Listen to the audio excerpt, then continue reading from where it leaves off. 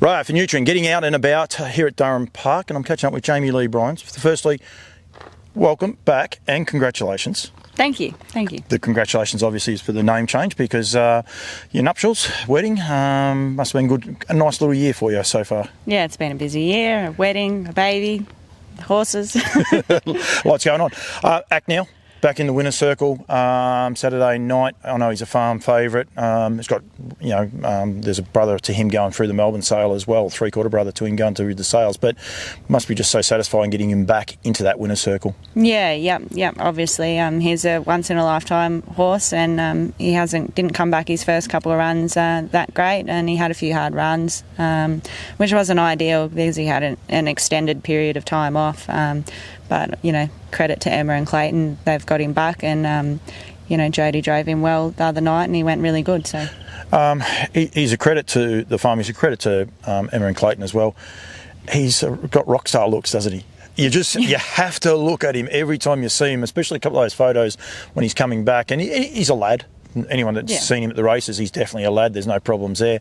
But he's just a gorgeous looking stallion. Yeah, and I think he knows it a bit too. And he's not the easiest horse to deal with, and they've just done such a great job with him his whole career, and it's been great. Yeah, and exciting, as you said, of course, with Melbourne sale coming up, there's a three-quarter brother to him going through the sales, which he's going to be on a lot of people's radar.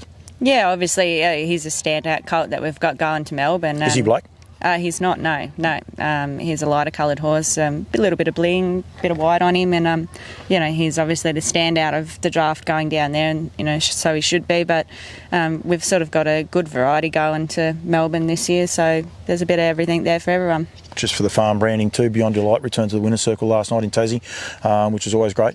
Yeah, no, it's great. Yep, he's been a great little horse. Just courageous how he fights through. He's had a lot of issues throughout his career, and he's so courageous. We shouldn't refer to him as little, although he is little. But it's because he's got a stellar job, and he's got a great, he's done great win rate, and that he's just a lovely horse. But we always refer to him as little. He is a little bit small, but it's sort of in his nature, I suppose. Yeah, that's right. Yep. Right, going to be a very busy year for you this year with selling in 2 states. Firstly, you're looking forward to that challenge? Yeah, I am looking forward to it a lot. I sort of pestered Bruce a few years ago about doing this and having this as an idea, and we've finally gone with it this year to see how we go, and you've got to take the horses where the buyers are, and hopefully selling in both states, we sell more horses, and buyers appreciate the efforts that you go to travelling them up there, and we'll come and have a look at them. How did you split them up? How did you decide who was going to Melbourne, who's going to Sydney? Yeah, so Bruce took the oldest 7 and nominated them for Sydney sales, because that sale was a little bit earlier, and left the sort of 10 later foals to go to Melbourne, and that's there was no real rocket science to it or anything, but that's just how we worked it out, and 7 was a nice number to handle up there, because we've obviously got a farm here that needs to be run, and we can't be full staffed up there. So, and you're going to have 10 horses going to Melbourne as well, so logistically it's going to keep you on the hop a little bit. You'll have 7 up there, but the 10 here will still be getting prepped and ready for that Melbourne sale. Yeah, we like to keep busy here. Before we go too much into them, when will they arrive in Sydney, the 7? So they're booked on a truck to transport during the night on the Thursday night, and they'll arrive first thing Friday morning to us. I look forward to seeing a Facebook post as I'm driving out with all the lights lit up, because it's one of those traditions from Durham Park. So it's just going to be a little bit different, because it's not heading to Melbourne. They're going to be heading to Sydney this lot. You'll have to make sure you word it differently. Yeah, and I'll have to get the girls to take the photo, because couple of kids, I'm not sure that they'll do the straight trip up, and we're going to drive, so we'll leave a little bit earlier than the horses. Get there before. Oh yeah, your little kids, we take as yours. Good luck with that. Right. Represented by all the best stallions there going forward. Always Be Mickey, Better So Light, American Ideal, Tall Dark Stranger, Rock and Roll Heaven, and Sweet Lou. So the stallions tick. They're going to be on a lot of people's radars for a start. Yeah, and there are a good variety of horses. There'll be some there that meet the lower end of the market, and some that'll be floating around the middle. And what we hope, we'll have a couple in the top end of the market, probably headlined by our 2 Better's Delight fillies. You've got the Friday Hanover filly there. Friday Hanover is a full sister to Filibuster Hanover, who won a Little Brown Jug. This is a filly. It's going to Sydney. for a legitimate sale, and that's what we want to make sure people are aware. These fillies, Bruce puts these fillies in the sales, not to buy them back. They're actually there to be sold. Yeah, and like she's the first foal out of that mare, and yeah, she's legitimately going up there. We're not, wasting our costs and time in travelling her up there, not expecting to sell her. She's there to hopefully be sold, and she's an exciting prospect for anyone. She's a very proud standing filly in the paddock, and ticks all the boxes for typical Bettor's Delights. She's not overly big, she's stocky, and, she's got a lot to like about her. Big, nice stride. The 3 fillies actually going to the sale are all standout fillies. Bit of a babe, has done a terrific job at stud, but Heaven's Trend, another farm favourite, if you like, one as a racehorse, and now what she's doing in the breeding barn as well. Yeah, no, she's doing a terrific job. Early days, it was a bit of a question mark over her, but those horses have come on now, and she's doing a great job. And it's this one's a really nice filly, actually. She's big and powerful, and she's got a lot to like about her. I'm really excited to send her up as well. And the 4 boys, and we're not going to go into them all. I'll be coming here a few more times, but I'll be coming here, so we'll get the message out there. You are going to get to Sydney though, as you said, Friday morning, so people want to see those horses. Saturday afternoon, Friday night, Saturday afternoon will be the go. I don't know if you're going to parade them or not. I won't hold you to that one, but if they are there for the parade, they'll be able to still go there and have a look at your draft, even if you don't parade them on that Friday night. Yeah, absolutely. And like with that draft, there'll be some people that are looking at that Ferrari Hanover horse, but it's important to look at them all, because there's some nice horses there that hopefully they're on the market early, and there's some really nice buys there. Well, apart from Tall Dark Stranger, and the only reason that is because they're not old enough to race.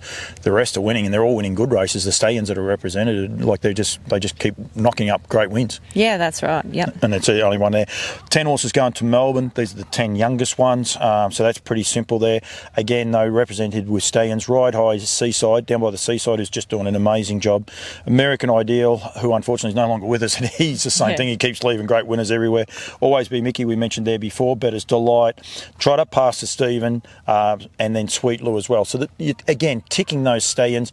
The Ride Highs, it'll be their second season. It'll be the first season that they can start racing. So, and I know Bruce was being pretty heavily invested in Ride High. He sold a few last year as well. Yeah, we are. We've gone back to him in the breeding barn, and I'm really happy with the way the foals look. And there's a very nice filly there that out of Fiscal Fantasy, that's by Ride High, that we're not going to be looking to fetch a lot of money for. And if anyone's looking for a tip, she's a very nice looking filly, and I'd be happy to bring her home. But if anyone's looking for a nice little filly, that's the one. You also got, there's an intrusive filly there by Always Be Mickey, so that ticks a lot of boxes, and Mickey's done an outstanding job there. We said there before about American Ideal, Insidious Charm, and then you've got a couple of colts there by down by the Seaside, and we were just saying before about the job that they're doing. You walked a foal past me before, and the job Seaside's done this year, it's just outstanding. So it's a very intriguing draft.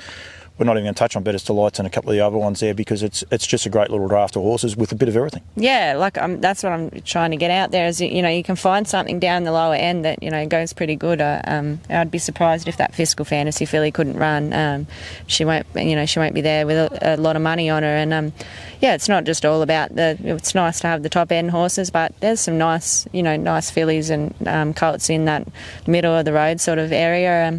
We encourage people to come and have a look at them. Don't miss them.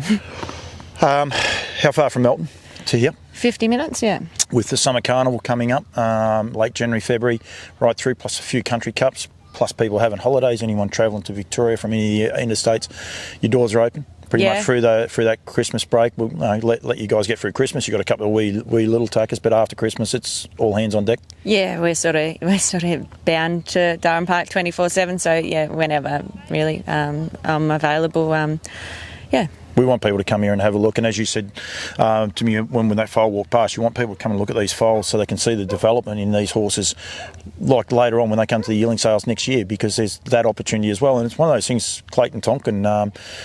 I think he says about going to places 2 and 3 times, and he was by American Ideal. I can't think of his name just at the minute. Ideal for Real. Ideal for Real. Yeah. Was basically because he saw him as a young horse, and he didn't even at that time made the supplement. He made the supplementary sale, not the main sale. But Bruce was so keen on him, he'd seen him a few times and was able to snap up a bargain basically. Yeah, and you know, we've sort of got 20 plus foals that we're going to have on the ground, which is, you know, max capacity for us. It's a lot of foals for us. You know, so if you want to come and have a look on farm, that'd be great. Yeah. Yep. Get out there and go from there. Jamie, thank you. Merry Christmas to yourself and all the staff. They're still working tirelessly behind while you're doing all the media work, but that's okay. But no, in all seriousness, no, Merry Christmas, but also good luck with the sales. As I said, it won't be the last time we're on farm. We'll be doing quite a few promotional things around this draft. People to be aware. March the 9th is Sydney. And then April 19, but the other sales, February 23rd for the Gold Coast, March 1 for Tasmania, March the 9th for Sydney, then we go to March the 30th for Bathurst, and then April, I'm sure it's April 19, I could be in trouble there, I reckon it might be April 13. It is April 13, which is the big carnival too, because the race series, the $1 million race, $1 million plus in prize money will be on offer on April 11. Then we've got the parade on the 12th, and then the sale on the Sunday as well on the 13th. So it's going to be a very, very busy time. You guys are going to be flat out in amongst it, but you'll be enjoying every bit of it. Yeah. I like the sales, you know, because you put a lot of work in. It's effectively 2 years worth of work going on showcase, and it's exciting for us, you know, to get them out there. No, Jamie, thank you. Thank you very much. Nutrient Equine 2025 yearling sale dates: Brisbane on the 23rd of February, Tasmania on the 1st of March, Sydney the 9th of March, Bathurst the 30th of March, and Melbourne on the 13th of April.